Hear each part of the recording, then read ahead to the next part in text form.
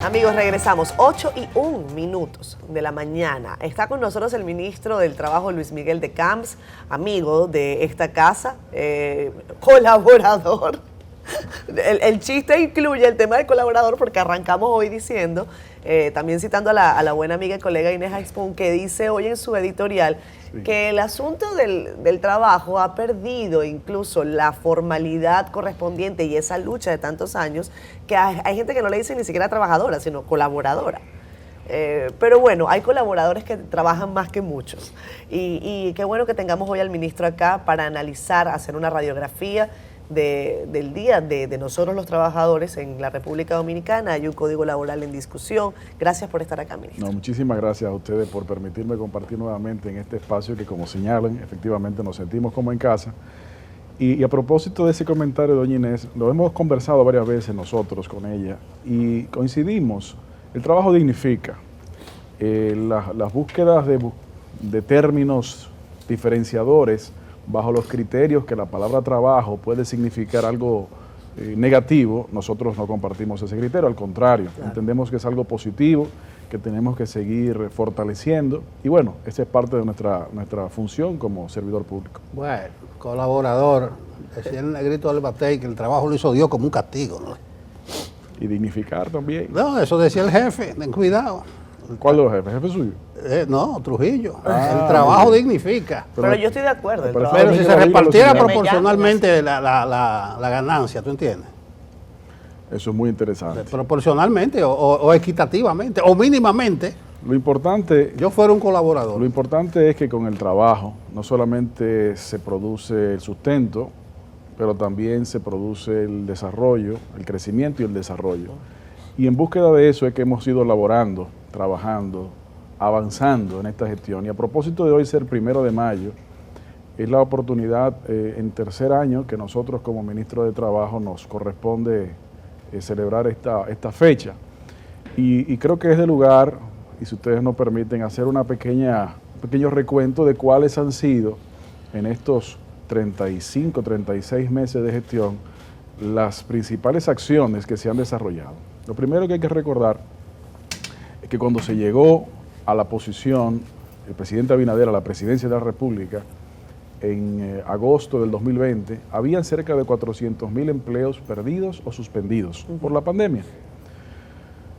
Pero al cierre del año 2022, ya habían por encima de 125,000 de aquellos que se encontraban formalizados en el sector privado antes de la pandemia. Es decir, que se recuperaron esos que se habían suspendido, perdido de la pandemia, y se le agregaron más de 125,000 adicionales. Repito, trabajos formales del sector privado. Cuando a eso le agregamos el hecho de que en este día de hoy, 1 de mayo de 2023, haciendo el recuento, hemos tenido 19 aumentos salariales, de los cuales debo comentar en los próximos días, probablemente esta semana, pudiera producirse el número 20. Estamos hablando que cada prácticamente 1.6 meses ha habido aumentos salariales. Todos y cada uno de ellos por encima de la inflación acumulada al momento de realizarse y en algunos casos los aumentos más altos de la historia.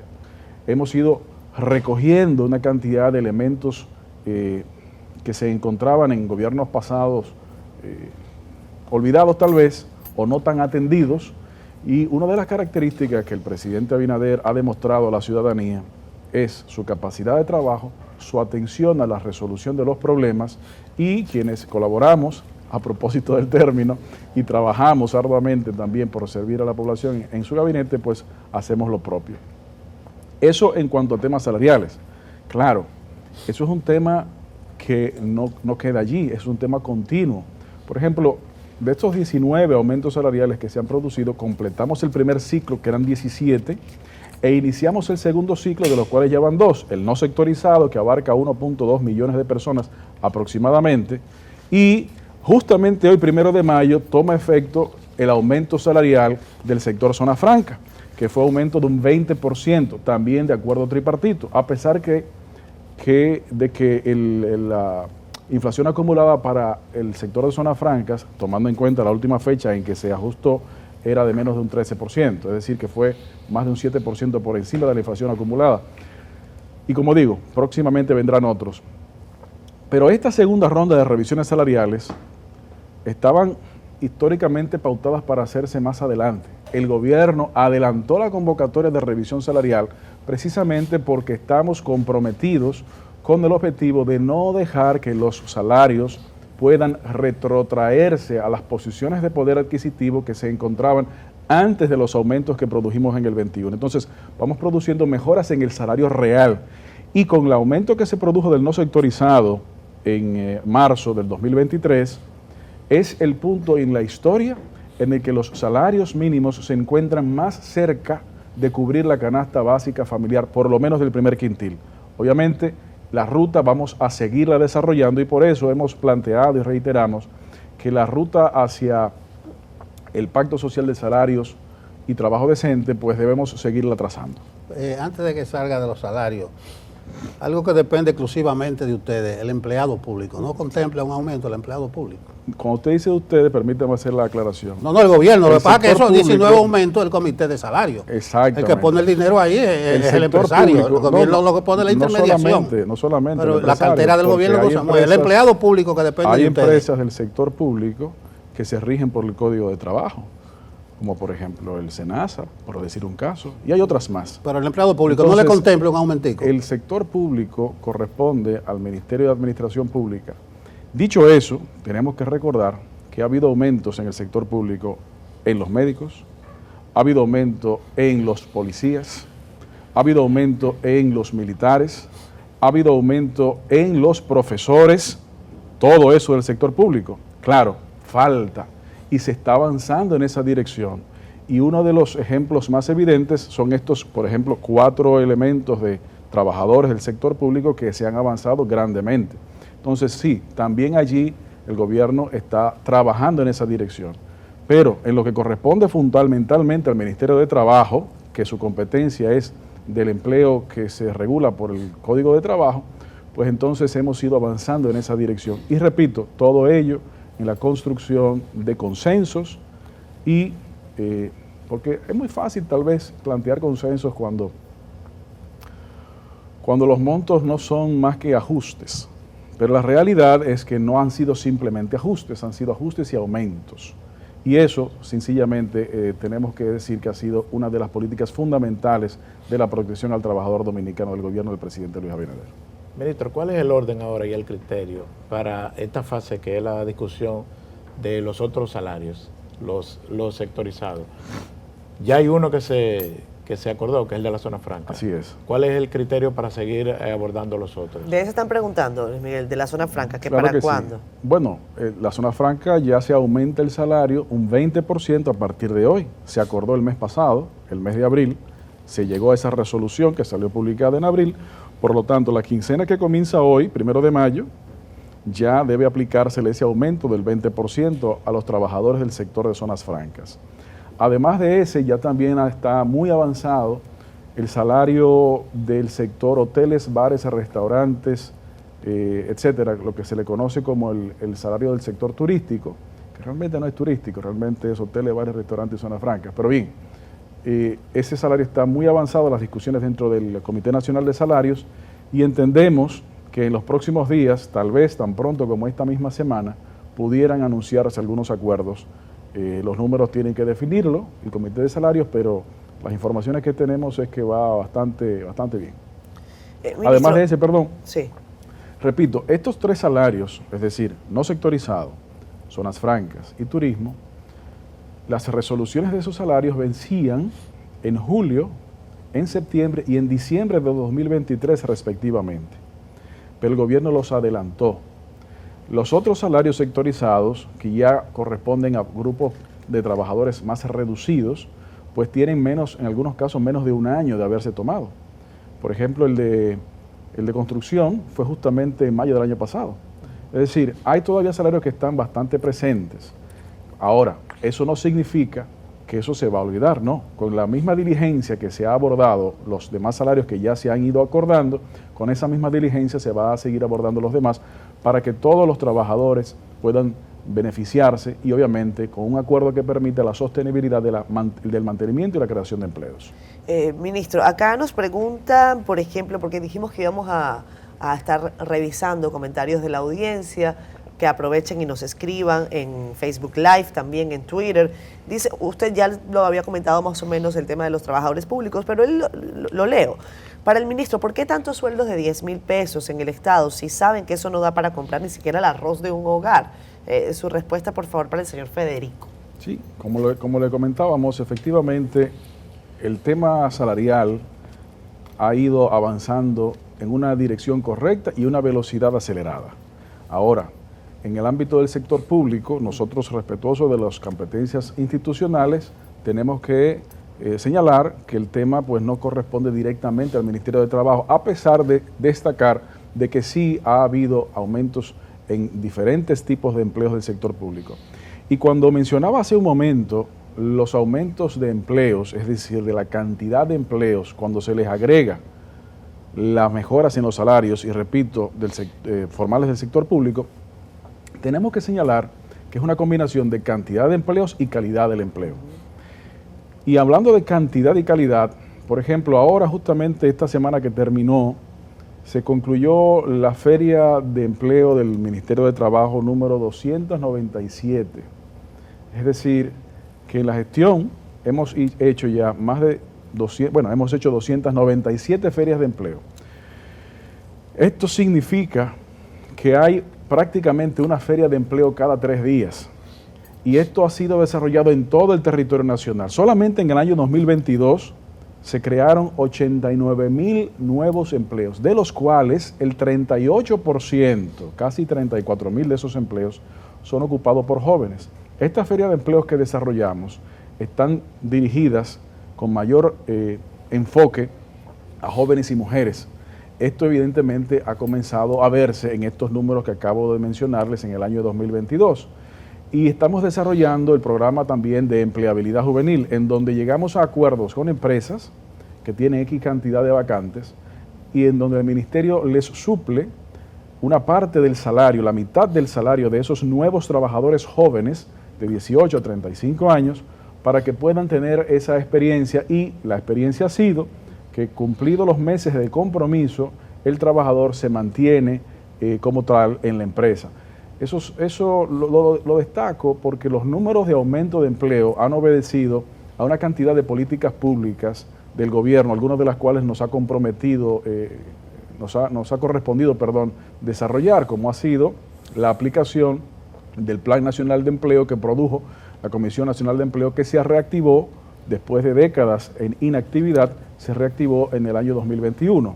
Eso además de otras medidas económicas que el gobierno ha ido produciendo. En definitiva, en materia laboral se ha ido avanzando de manera ágil, consensuada y sostenida.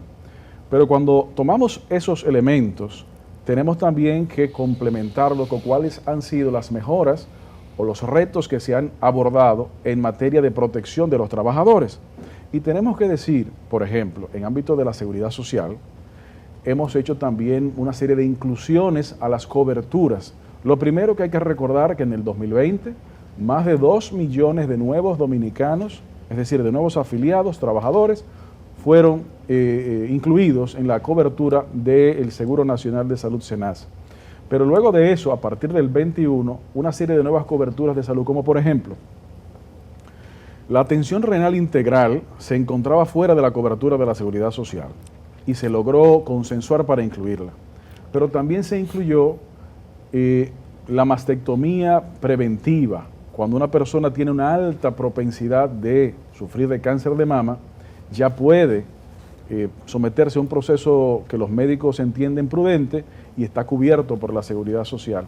Pero aquellas personas que han sufrido un cáncer de mama y han tenido que sufrir una mastectomía, antes no se encontraba incluido la reconstrucción mamaria, ya sí. Además de eso, ha habido aumentos, por ejemplo, sigo en salud, ¿no? Por ejemplo, en la cobertura de 1 millón de pesos que había de cobertura de alto costo, se duplicó, es decir, sin un 100% a 2 millones. Eso en salud, por decir algunas cosas. En ámbito de riesgos laborales, Señores, cuando nosotros llegamos, habían pensiones de discapacidad o por discapacidad causadas por accidentes de trabajo de 620 pesos. Ahora logramos, hace ya más de un año, por consenso tripartito, aumentar eso en más de 1.200%, subiéndolo a un mínimo de 8.000 pesos, de 620 pesos, cosas que se encontraban olvidadas. Pero si pasamos al tema pensional, ¿qué hicimos en el 2022? Logramos también un consenso en donde más de 28.000 familias lograron beneficiarse para poder retirar de manera anticipada más de 7.500 millones de pesos de cotizaciones que los trabajadores y sus empleadores habían hecho estas cuentas. Familias que tal vez no iban a poder beneficiarse de una pensión. Al mismo tiempo que eso hemos logrado, también hemos logrado que este gobierno ha sido el que más cantidad de pensiones solidarias ha emitido en la historia. Pero si a eso le agregamos el hecho también de los aumentos de cobertura de los subsidios y en una visión integral de que, a propósito del primer comentario que hacía Catherine sobre la idea de doña Inés, de que el trabajo dignifica, todo el trabajo dignifica, y entre ellos el trabajo doméstico. Justamente hoy, 1 de mayo, se inicia el proceso formal de registro, no solamente en el Ministerio de Trabajo, sino también en una sola plataforma unificada en la Tesorería de la Seguridad Social del trabajo doméstico, en donde una trabajadora, por ejemplo, que podía estar en estado de gestación, cuando solicita su licencia, antes tenía que prácticamente olvidarse del empleo, porque a través el empleador no podía cubrir 2 salarios al mismo tiempo. A través de la formalización del trabajo doméstico, la trabajadora va a poder recibir su salario porque el empleador recibirá el subsidio que le permitirá contratar esos subsidios de maternidad, por ejemplo.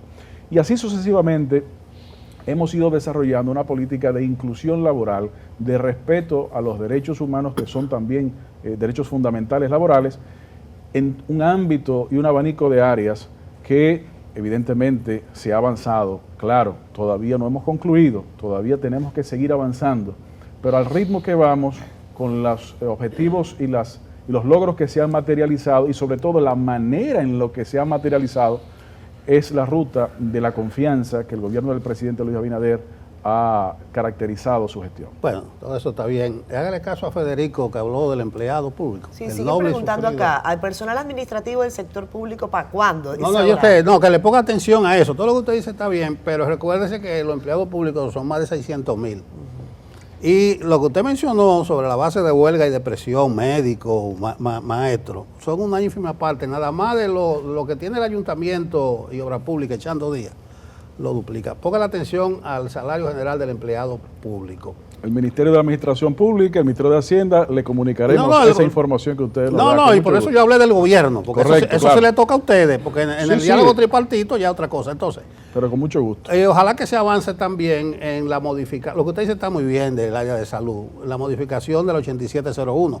Dice la comisión bicameral que ya le está dando los toques finales, pero eso sigue pendiente. Como sigue pendiente lo del pacto laboral, lo del código de trabajo, del 92, Lupo Hernández Rueda y esa gente. Profesor Alburquerque. Sí. Yo decía al principio que la cesantía es al código laboral lo que son las 3 causales al código penal.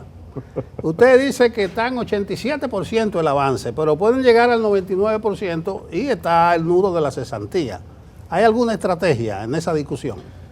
Bueno, creo que en este mismo espacio hemos señalado, y con mucho gusto repetimos, que hay un acuerdo en ese sentido, tripartito, en que no se puede eliminar la cesantía.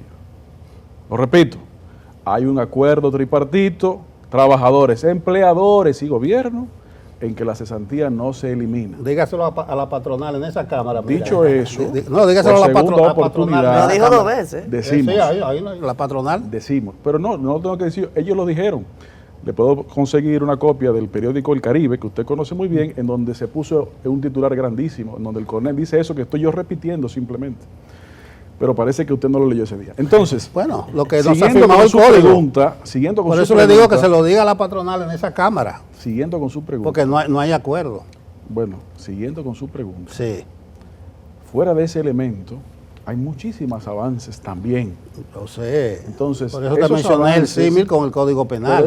No, 22 años tiene el Código Penal y cuando llegan a las 3 avances, causales se frena. Esos avances, me parece a mí, que deben ser no solamente acordados como ya han sido acordados, sino acometidos, es decir, producidos y formalizados, que puedan lograr también, por ejemplo, uno de los objetivos fundamentales de la modernización del código que hemos acordado y que hemos ido trabajando para lograr esos acuerdos es la reducción de la sobrejudicialización de las relaciones laborales, en donde no conviene ni al empleador, pero tampoco al trabajador, o al revés. Muchas veces los trabajadores son a veces engañados por algunas acciones que pues no necesariamente están realmente a favor de sus intereses.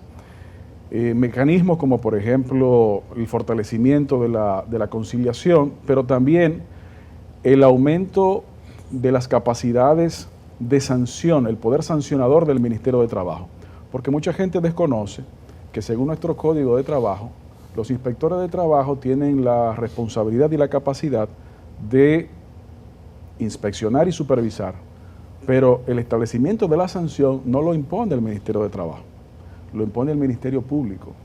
Y eso a veces se requiere un proceso judicial, a veces.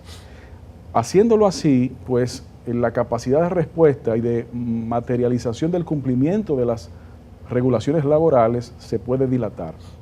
También en ese fortalecimiento, junto con el fortalecimiento de la conciliación, los avances de la modernización del Código de Trabajo pueden ir en esa dirección. Yo entiendo, mi querido Nelson, que el símil lo entiendo, pero me parece que no es necesariamente aplicable porque muchas de estas cosas que sí he mencionado pueden perfectamente producirse. Y, como reitero, se encuentran plasmados en un acta de acuerdo que es la que nos ha permitido a nosotros informar de estos detalles, porque elementos que se encuentran todavía en discusión, pues obviamente será en su momento que el diálogo tripartito tendrá que anunciarlo formalmente. Hemos hablado de salarios, hemos hablado del tema de la cesantía, que era una inquietud del equipo, hemos hablado de estos 36 meses aproximadamente que ustedes tienen al frente de este ministerio. Es bueno también señalar otras características que pueden estar sobre la mesa y que a la gente pueden interesarle. Yo comentaba en la parte inicial el tema de las vacaciones, que suele estar también sobre la mesa. En República Dominicana se tienen 14 días de vacaciones. Es bueno que la gente esté bien orientada sobre si eso es posible que se cambie. Hacía yo un recuento de varios países del mundo, los casos más, bueno, digo yo, que me llaman a mí la atención: Cuba, Perú, Panamá, con 30 días de vacaciones al año. Países que son bastante similares a la República, no Cuba, obviamente, gracias a Dios, pero sí, por ejemplo, Panamá. Países que tienen unos crecimientos similares, con características similares. Perú también, 30 días, Brasil 26. ¿Cuál es, si eso está sobre la mesa, si no, también el tema de la reducción del horario laboral, de los días de la semana, si eso se está contemplando? Bueno, efectivamente, parte de las discusiones que se han ido desarrollando también incluyen temas como los que usted señala, en donde hay planteamientos de aumentos de tiempos de vacaciones, tal vez para que logren coincidir con una cantidad de semanas, y eso es parte de lo que se ha avanzado mucho. Se ha avanzado mucho y tenemos la expectativa de que pueda ser los puntos porcentuales que signifiquen un mayor nivel de consenso, que algunos de esos también puedan ser parte del consenso. Respecto de las semanas recortadas, quiero señalar, en diferentes partes del mundo ha habido iniciativas en pos de evaluar cuál es el efecto en la productividad, así como también el efecto en las relaciones laborales y del trabajador con sus propias familias en la revisión de las semanas. Lo primero que quiero señalar al respecto es que cada país tiene su propia realidad, claro, su propio sistema, su propia cultura en muchos casos, por lo que una receta no necesariamente debe ser traspasada automáticamente a otro país. Lo que probablemente sea de lugar es la construcción de una revisión voluntaria para levantar información, datas, estadísticas, experiencias respecto de las realidades de nuestro país para que un sistema como ese se pueda entonces considerar. Por lo tanto, probablemente para el proceso actual, eso sea una de las cosas pendientes, repito, para el levantamiento de esas informaciones, ¿no? Pero posteriormente eso habría que revisarlo. Ahora, lo que sí nosotros señalamos es que en combinación con esos factores, también hay que revisar cuál es el presente y la proyección futura al trabajo. Y me explico. Antes de la pandemia, en la OIT se decía, bueno, el futuro del mundo del trabajo. Una de las realidades que la pandemia pues develó es que el futuro no era tan lejano como parecía ser. Claro. La realidad actual difiere mucho de hace 2 o 3 años. Y eso hay que tomarlo en cuenta, porque uno de los riesgos más importantes en Latinoamérica, sobre todo, son los niveles de informalidad. Pero con el desarrollo de las tecnologías de la información y con esas tecnologías que fomentan relaciones laborales novedosas, que muchas veces no tienen que estar supeditadas a las regulaciones de un solo país, pues entonces se puede fomentar también otro tipo de vinculación con las cotizaciones, por ejemplo, de la seguridad social. Es por ello también que la modernización de nuestro código tiene que ser lo suficientemente visionaria que permita que algunas de esas preguntas que hoy el mundo del trabajo tiene y que tal vez todavía no se tengan todas las respuestas, permitan que esas respuestas se vayan construyendo con la experiencia. La realidad es que hoy algunas de esas dificultades no se tienen las herramientas legales de cómo atenderlas. Y por eso también la propuesta de atender y modernizar ese código. Esto es un problema que nosotros hemos ido señalando y que hemos llevado a la OIT para poder abordar de manera internacional, porque no solamente se afecta al empleador, no solamente se afecta al trabajador, sino también que se afecta a los países, porque los sistemas de protección social, que son los sistemas de seguridad social, pues pueden debilitarse grandemente. Claro. Ahorita tú destacabas el impacto y la importancia de las jornadas de empleo, ferias de empleo, que se han estado realizando. De hecho, a nosotros nos ha llegado 2 y 3 convocatorias a la semana. A veces hay una nota convocando a 3 diferentes, en diferentes puntos del país. Vimos la de Santo Domingo Este, que fue hace un par de semanas, la del distrito, que se hizo en la UAS el viernes pasado. Y hay bastante presencia. Por un lado es positivo porque uno ve que se está haciendo algo, es parte de la política pública para emplear a la gente, pero también si hay mucha demanda, también uno tiene la impresión de que hay un desempleo notable ahora mismo. Y no sé si qué tan actualizada está la cifra. O bueno, comenzando por el final, Héctor, los números de desempleo abierto han bajado desde el año pasado hasta este año. El año pasado se encontraba cerca de un 7% y al cierre, pues actualmente, según las informaciones del propio Banco Central, se encuentran en 4.8, que son unos niveles de desempleo muy bajos. Efectivamente, en las ferias, por ejemplo, el último que se hizo, que fue el viernes pasado, había más de 600 vacantes disponibles. Y obviamente la cantidad de aspirantes o buscadoras de empleo era superior a ese número. Eso no necesariamente significa que todas las personas que están ahí están desempleadas. Muchas personas buscan un nuevo empleo. Ahora bien, lo que sí podemos señalar es que la gran cantidad de ferias que hemos realizado, la gran cantidad de vacantes que se han puesto a disposición de la población, en la mayoría de los casos, casi todas, y si no todas, pues la mayoría de las vacantes son cubiertas. Elementos interesantes que queremos destacar.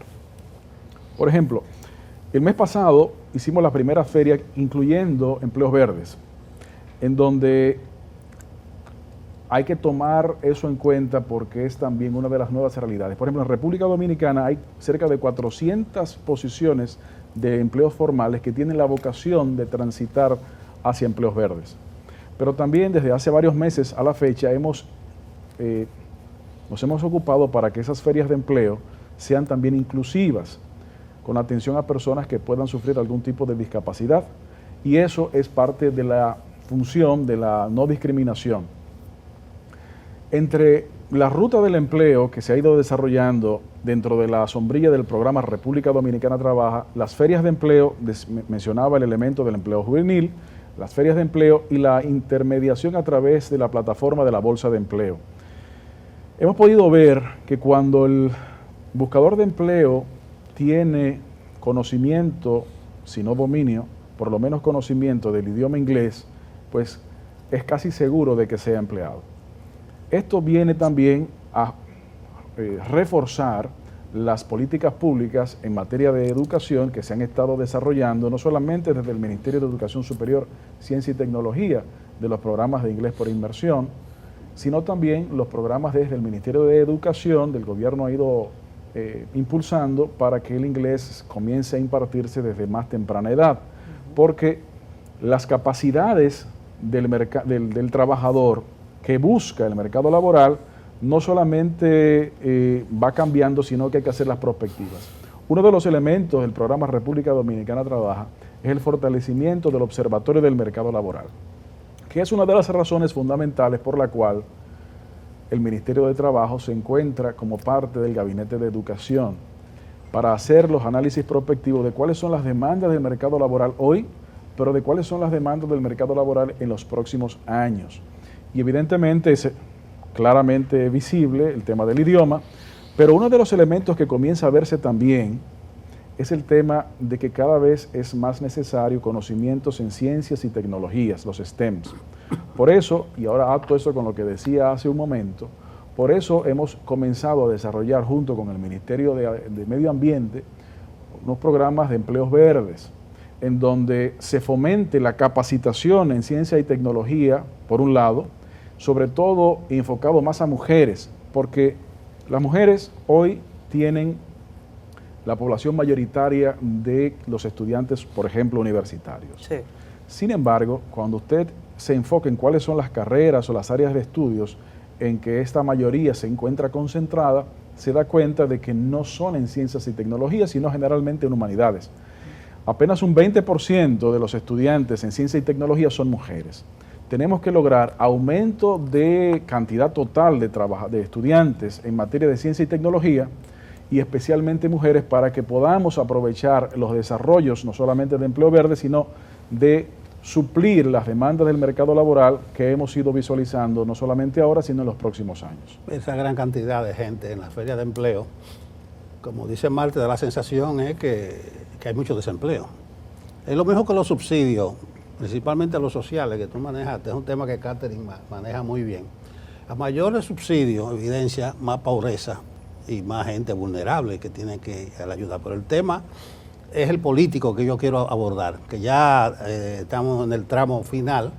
Sabes que los partidos, si son pequeños, cuando van aliados al que resultó ganador en las elecciones e ingresa al gobierno, tienden o a diluirse, o a empequeñecerse, o a disolverse. No sé cómo está el Partido Revolucionario Socialdemócrata, porque hemos hablado mucho con el ministro de Trabajo, pero usted es un dirigente político. Creo que ustedes hicieron un acto ahí que van a apoyar otra vez a Abinader. ¿Cómo anda el partido? ¿Tiene locales abiertos? Muchísimas gracias. Mire, efectivamente, nuestro partido, hay que recordar que fue el primer partido que proclamó a Luis Abinader como su candidato presidencial para las elecciones del 2020, antes que el propio PRM. Y lo hicimos convencidos de lo que la realidad ha ido demostrando afortunadamente para el país, de que una persona con una clara visión de desarrollo nacional, construcción de consenso, desarrollo humano. Perfecto. A partir de esa experiencia, tenemos que destacar algunos elementos, ¿como cuáles? ¿Cuáles son los actores y sus equipos que pretenden terciar o están terciando por la presidencia de la República? Aparte del presidente Luis Abinader, los demás representan lo que han sido muchos problemas no atendidos durante generación. 20 años de gobierno aproximadamente, o 16 si lo queremos hacer más técnico, es prácticamente una generación. Entonces, el gobierno del presidente Luis Abinader representa en la visión más amplia no solamente un rompimiento con un tipo de política, sino también una transición hacia un proceso de institucionalización democrática. Esos avances que ya se encuentran reflejados en varios resultados en diferentes áreas, no pueden ser dejados caer, se tiene que mantener. El Partido Revolucionario Socialdemócrata, tenemos que recordar, es un partido hermano del PRM. Partimos del mismo tronco. Los dirigentes históricos de nuestros partidos son los mismos, comenzando por José Francisco Peña Gómez, por ejemplo. Entonces, hay una comunalidad de visión y hay una comunalidad de historia que nos mantiene aún más cerca. Entonces, la responsabilidad nos obliga, pero gustosamente, a poder no solamente haber apoyado, sino seguir apoyando las ejecutorias del presidente Luis Abinader y el desarrollo de las políticas que éste ha implementado. ¿Se ha portado bien Abinader con el partido? El presidente Abinader se ha portado muy bien con el país. No, eso lo sabemos, pero con el partido, o sea, porque la función del partido... ¿Han conseguido empleo tu gente? La función del partido es ser un canal de comunicación de los deseos de la población. Y si el presidente se ha portado bien con el país, pues obviamente se ha portado bien con todos los partidos. Está poético eso. No, eso no es poético. Ministro, hoy yo no puedo dejar de preguntarle, se acabó la entrevista, pero hay una manifestación en proceso. El expresidente Fernández dice, entre otras cosas... habló que eso pertenece al pasado ya. Bueno, no, pero... Que no tiene nada nuevo que ofertar, fue lo que él dijo. Sí, pero sobre la manifestación que habrá hoy. La manifestación es La manifestación que habrá hoy dice, marcharemos contra el hambre. Es decir, que el gobierno no tiene a ellos empleados. Pues, si Dice, son trabajadores y van a marchar, el desempleo, es porque están en nómina. Marcharemos contra el hambre, el desempleo y el alto costo de la vida, también la inseguridad. Ese es como la motivación de la movilización de hoy del expresidente Fernández. Estarán en las calles hoy. Bueno, lo primero que hay que señalar es que los niveles de empleo son más altos que los que se encontraban antes de estar este presidente gobernando el país. Decía que los números oficiales arrojan cerca de un 4.7%, 4.8%, que es prácticamente pleno empleo. Lo segundo que hay que señalar es que están haciendo la política, están queriendo ocupar un espacio que no pudieron ni lograron ocupar mediante fueron gobierno, porque muchos de los ejemplos que mencionaba yo hace un momento de las mejoras en diferentes áreas, no solamente de salarios, sino también de seguridad social, no fueron atendidas en los gobiernos de esas personas. Es más, si usted observa los últimos 8 años del gobierno de Leonel Fernández, usted se da cuenta que el salario real se mantuvo estático, no subió. Y eso es importante, pero no solamente porque lo digamos nosotros, sino porque los trabajadores lo saben, los trabajadores lo están viviendo. Pero cuando agregamos eso al hecho de que, bueno, el presidente Fernández está en un proceso de campaña, ha querido vestirse con un ropaje que no pudo llenar en su gestión por diferentes razones y ahora tampoco le luce. Pero afortunadamente el país eso lo ve claramente y entiendo que no va a poder lograr deslucir cuáles son los efectos de las políticas del gobierno de Luis Abinader que se están haciendo y que se continuarán desarrollando. Bueno, gracias al ministro del Trabajo, Luis Miguel de Camps, por acompañarnos hoy en el Día del Trabajador. De Camps García. Gracias, ministro. Es otra cosa. Saludos a su equipo que también está trabajando. Yo siempre tiendo a reivindicar a la madre que si tú lo ves bien y lo enderezas, esa fue la que aportó mucho. ¿Cómo está la Eso doña? dicen también los judíos, por ejemplo, se garantiza que son judíos dependiendo de la madre, a diferencia de los musulmanes que depende del padre, Sí. porque ahí sí hay seguridad. Claro, Bueno, gracias, ministro, Está muy bien, por gracias. desprenderse. Usted sí cree que el trabajo dignifica. Mire, usted está trabajando hoy. Y ustedes también. Sí. Me siento dignificado haber compartido esta sesión de trabajo con ustedes. Gracias, ministro. Gracias.